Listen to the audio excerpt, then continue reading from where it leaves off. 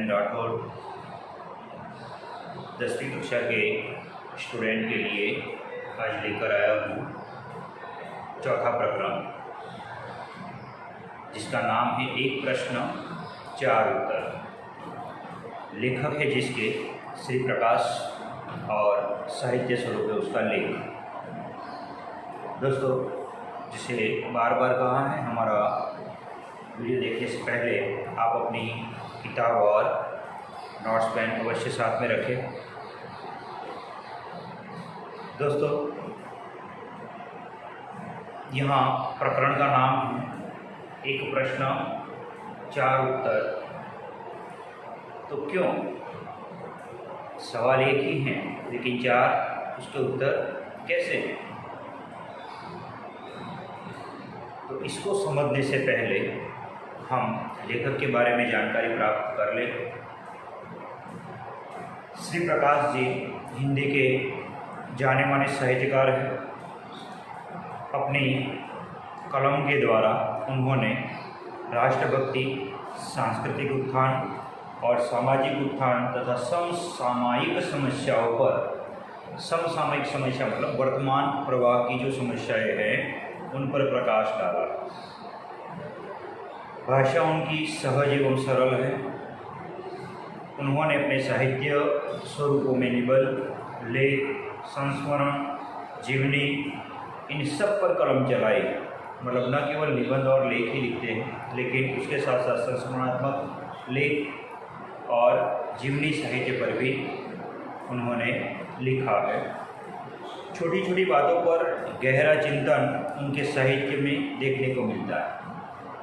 छोटी छोटी बातों को उभारना, उसमें अपने तर्क, अपने विचार प्रस्तुत करना और लोगों को सोचने के लिए बाध्य करना, तो ये सारी बातें हमें उनके साहित्य में से मिल जाती हैं। यहाँ सवाल एक है लेकिन जवाब चार है। तो ये सवाल जवाब, सवाल कहाँ से पैदा होते हैं और उसके जवाब कहाँ से मिलते हैं। तो अगर कभी कभी हमारे साथ भी ये होता है कि कुछ सवाल हमारे मानसिक स्तर पर पैदा होते हैं और उसी के माध्यम से या हम दूसरों से पूछकर संतोष प्राप्त करते हैं, जवाब प्राप्त करते हैं।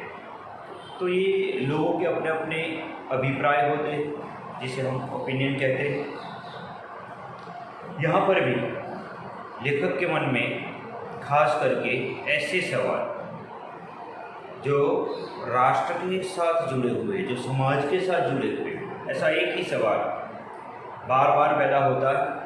और अगर किसी बात को बार बार हम दोहराते रहते हैं या उसके पीछे पड़ जाते हैं तो हम पागल हैं, हम पर पागलपन की धुन सवार है। वैसे ही लेखक शुरुआत ही उसी से करते हैं। अब सीधे हम प्रकरण को समझने का प्रयत्न करेंगे। लेखक कहते हैं सबको ही कुछ न कुछ खप होता है। सभी व्यक्ति ऐसे हैं जो कुछ न कुछ खप से लेकर, खप इसके शब्दार्थ भी साथ में समझते जाइए। खप का मतलब होता है धुन, जिसका दूसरा अर्थ पागल। तो हर व्यक्ति हर व्यक्ति पर किसी न किसी प्रकार की धुन सवार होती है या उस धुन में वह घिरा रहता है।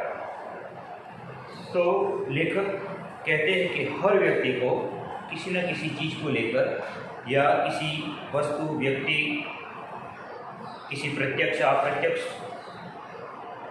वस्तु उस पर हावी होती है और उसी के पीछे वो लगा रहता है। तो ये धुन है। तो हर किसी को ये होता है। मुझे भी कई बातों का खपत है। लेखक कहते हैं मुझ पर भी पागलपन सवार है, मुझे भी धुन लगी। कौन सी धुन है?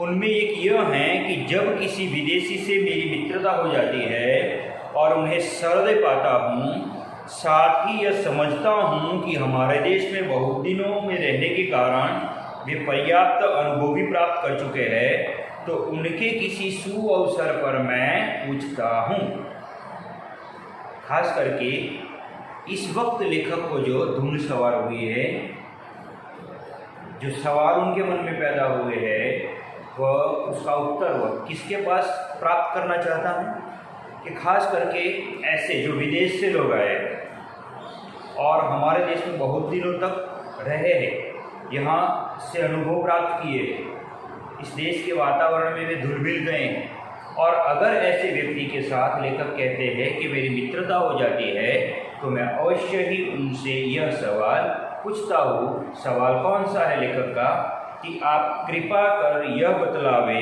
कि क्या कारण है कि हमारे देश में इतने विशेष पुरुषों के रहते हुए, इतने बड़े बड़े आंदोलनों के होते हुए भी देश कुछ उन्नति नहीं कर रहा है।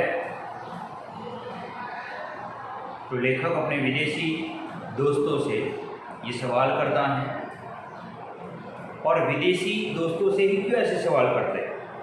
क्योंकि वहाँ दोनों का तफावत जो है, दूसरे देश का और हमारे देश का, वो भी उनको जानने को मिल जाता है। इसलिए खास करके क्या दोनों में फर्क है, इसलिए भी वे अपने विदेशी दोस्तों से सवाल करते हैं।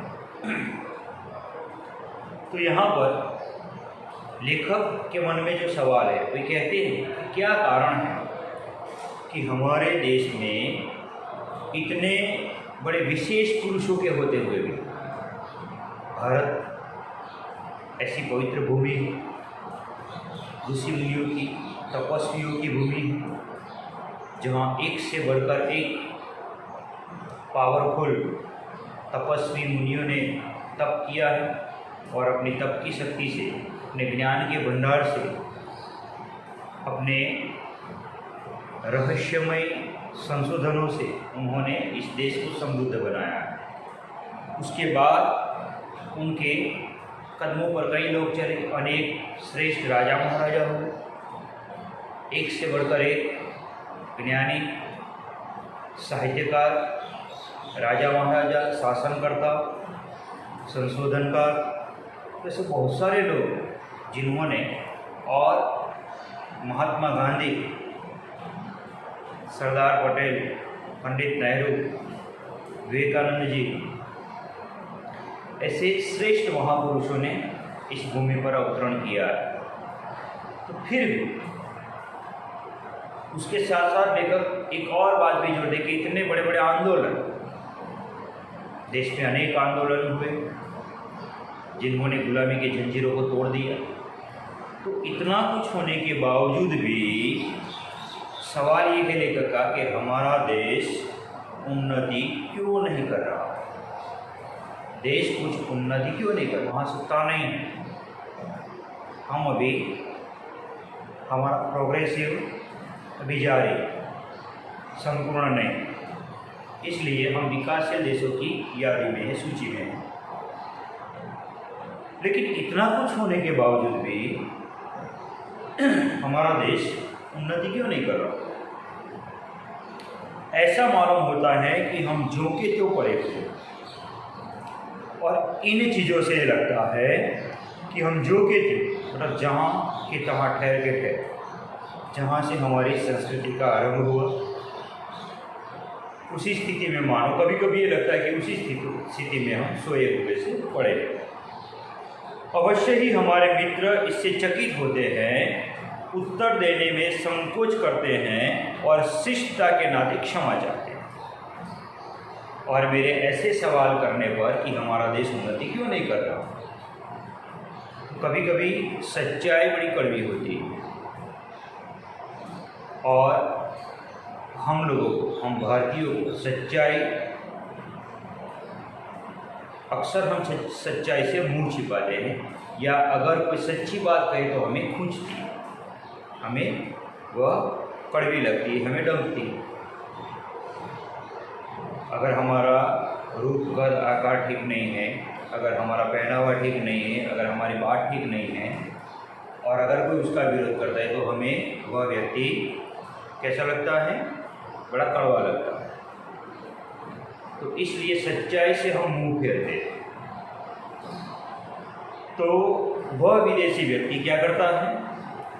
मेरे इस सवाल से चकित होता है, जवाब देने में संकोच करता है और जवाब न देने के कारण शिष्टता के साथ क्षमा चाहता है। शिष्टता बताता है, मतलब हंसता है, नहीं नहीं आपकी बात सही है लेकिन मुझे क्षमा करिए, मेरे पास इसका उत्तर नहीं है, ऐसा करके बात को टाल देता है।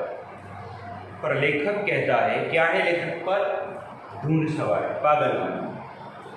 पर मैं उन्हें छोड़ता नहीं और उनको उत्तर देने के लिए बाध्य करता, उत्तर देने के लिए बाध्य करता, बाध्य करता, मजबूर, लाचार। तो किसी न किसी रूप में उनके पीछे पड़ जाता हूँ, क्योंकि धुन सवार है ना, इसलिए जब तक वे उत्तर नहीं देते मैं उनके पीछे लग जाता हूँ और मजबूरन वे उत्तर देने को तैयार होते हैं, बाध्य। अब किन किन लोगों से लेखक सवाल करते हैं? तो देखिए, सवाल एक है, जवाब चार है। तो ऐसे चार विदेशी मित्र जो अलग अलग पद पर है, अलग अलग धर्म के हैं, तो ऐसे लोगों से लेखक सवाल करते हैं और वे अपने ओपिनियन देते हैं। पहला, लेखक कहते हैं कि मेरे पहले मित्र एक वृद्ध ईसाई पादरी, वृद्ध ईसाई पादरी, ईसाई धर्म का प्रचार प्रसार करने वाले जो पादरी होते हैं। तो पहला मित्र लेखक का क्रिश्चियन है। वे 36 वर्ष से भारत में ईसाई मत के प्रचार में तो उतना नहीं, 36 सालों से भारत में रह रहे हैं, लेकिन भारत में रहकर उन्होंने ईसाई धर्म के प्रचार प्रसार में उतना वक्त नहीं लगाया, पर सपत्नीक देश के दरिद्र नर नारियों की सामाजिक सेवा में वे लगे रहे। लेकिन जितना उन्होंने ईसाई धर्म का प्रचार प्रसार नहीं किया, उतना काम क्या किया है? सपत्नीक। देखिए, ऐसे शब्दों को ध्यान में रखिए। कभी कभी ये सवाल आता है कि ईसाई पादरी किसके साथ इस देश के दरिद्र नर नारियों की सेवा कर रहे थे या सामाजिक सेवा कर रहे थे? तो सपत्नीक, आप उसमें उलझन में पड़ सकते हैं। तो पत्नी के साथ,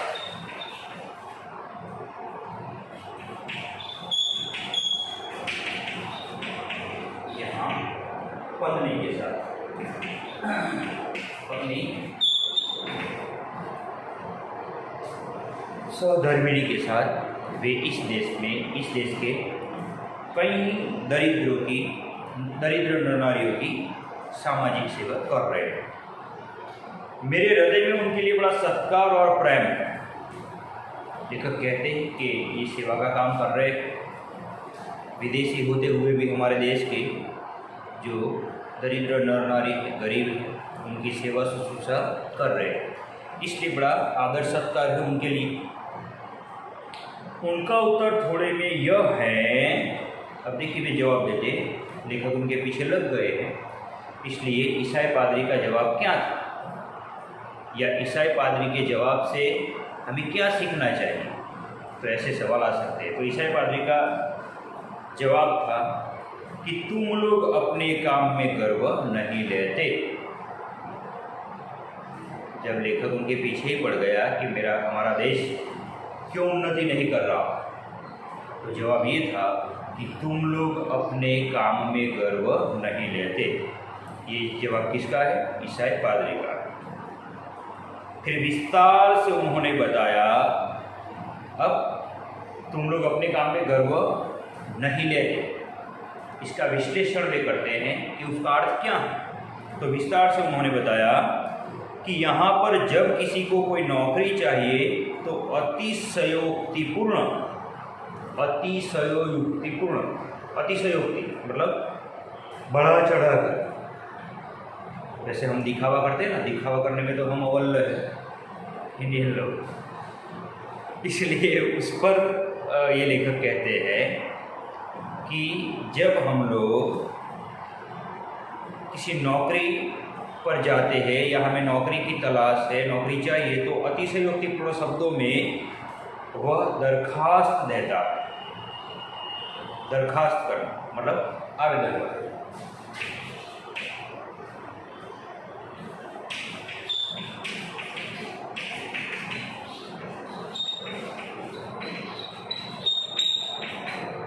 जिसे हम गुजराती में अर्जी कहते हैं, हम लोग अतिशयोक्तिपूर्ण शब्दों में एप्लीकेशन करते हैं, अर्जी देते हैं और उसमें बड़े ही आग्रह और विनय भरे शब्दों में लिखते हैं। बहुत ही विनय और सम्मान के साथ वह आरंभ करता है। मान्यवर महोदय, आपकी संस्था में इस जगह पर नौकरी की जाहिरात मैंने पढ़ी। आशा करता हूँ कि आप मुझे सेवा का अवसर देंगे तो मैं पूरी निष्ठा और जिम्मेदारी के साथ उस पद के कार्यभार को निभाऊंगा। आशा है कि आपकी संस्था में मुझे सेवा का अवसर भी दे। तो ऐसे बड़े बड़े और अतिशयोक्तिपूर्ण विशेष शब्दों का प्रयोग करके, अलंकारिक भाषा का प्रयोग करके हम लोग आवेदन देते हैं। तो बड़े विनय और सम्मान के साथ वह आरंभ करता है। अंत में प्रतिज्ञा करता है कि यदि स्थान मिल जाएगा तो वह सदा अपने मालिक की शुभकामना करेगा और मैं आपका आभारी रहूँगा। ये भी एंड में हम लिखते हैं। तो अपने मालिक की शुभकामना करने की भी वह प्रतिज्ञा करता है और स्थान मिलते ही वह अपने काम अर्थात अपनी जीविका के साधन को ही खराब समझने लगता है। लेकिन जैसे ही हमें वह स्थान मिल जाता है, हम क्या करते हैं? अपनी आजीविका को खराब समझने लगते हैं कि मुझे तो यहाँ जाना था और यहाँ मैं लग गया। मैं तो पुलिस अफसर बनना चाहता था और टीचर की नौकरी में लग गया। मैं तो कंपनी में मैनेजर बनना चाहता था, वाइस मैनेजर बनना चाहता था, क्लास 1 ऑफिसर, क्लास 2 ऑफिसर बनना चाहता था और ये कहाँ आकर अटक गया। तो एक खींच भीतर से हम पैदा करते हैं। कब? जब स्थान मिल जाता है उसके बाद। कहाँ मैं आकर फंस गया, इतनी पगार में क्या करेंगे? क्योंकि ये तरह तरह के विचार हमारे भीतर से, देखिए मानव सहज विचार है, मानव की स्वाभाविक गति कि हमें अपना कुछ अच्छा नहीं लगता, हम दूसरों की ही पंचायत में लगे रहते हैं। तो इसलिए स्थान मिलने पर हम अपने काम अर्थात अपनी जीविका के साधन को खराब समझने लगते हैं। अन्य साथियों से मिलकर काम खराब करने के लिए षड्यंत्र भी रचने लगते हैं और मालिक की नाकों में दम कर डालते हैं। और फिर कभी कभी जो हमारा ऊपरी अधिकारी होता है वो अगर हमें कोई किसी काम का आदेश देता है, कोई काम हमसे ज़्यादा करवाता है, तो हम अपने साथियों से मिलकर षड्यंत्र रचते, छल प्रपंच करते हैं और मालिक की नाकों में दम कर डालते हैं। नाकों में दम करना मतलब हैरान परेशान करना ही मुहावरा।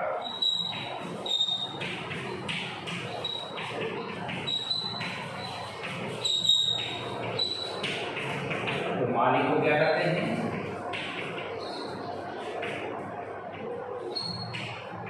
हैरान परेशान कर डालते हैं। आप वाक्य प्रयोग कर सकते हैं कि आतंकवादियों ने सरकार की नाकों में दम कर रखा है। तो ऐसे अनेक प्रकार के, मेरी नई साइकिल ना आने पर मैंने पापा के नाकों में दम कर दिया। तो ऐसे अनेक प्रकार के वाक्य प्रयोग कर सकते हैं।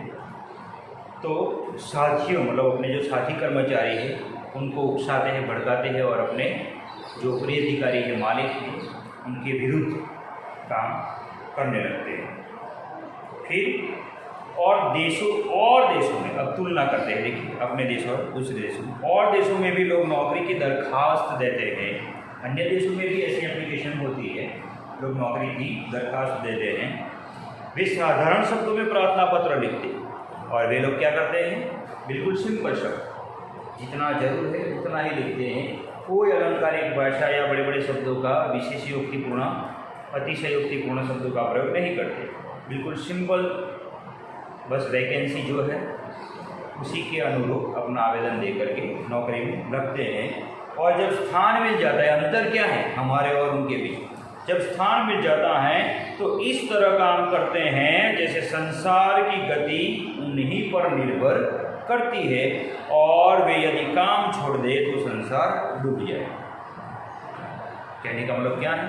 कि जब स्थान मिल जाता है तो उस तरह से काम करते हैं कि अगर मैंने काम न किया तो संसार की गति रुक जाएगी। मतलब मैं जो काम कर रहा हूँ, मुझे जो पद मिला है, जो स्थान मिला है, चाहे मैं सफाई कर्मचारी हूँ या क्लास 1 ऑफिसर, जो भी हूँ, और जिस स्थान पर मैं काम कर रहा हूँ, पूर्ण प्रामाणिकता से उस काम में अत्यंत डूबकर वह काम पर लग जाता है कि अगर मैं काम नहीं करूँगा तो अपने देश का, अपने दिन भर के काम का, अपने समय और शक्ति का बड़ा व्यय करूँगा। इसलिए वे मानव संसार की गति उन्हीं पर निर्भर करती है और वे यदि काम छोड़ दे तो संसार डूब जाए। इस तरह बिल्कुल प्रामाणिकता से, कर्तव्य निष्ठा से वे अपने उस काम में लग जाता है। हमारी तरह काम मिल जाने पर वह बिल्कुल पैर फैलाकर बैठे रहने की या कपड़े लगाने की नहीं सोचता, बस अपने काम में डूबा रहता है। तो ये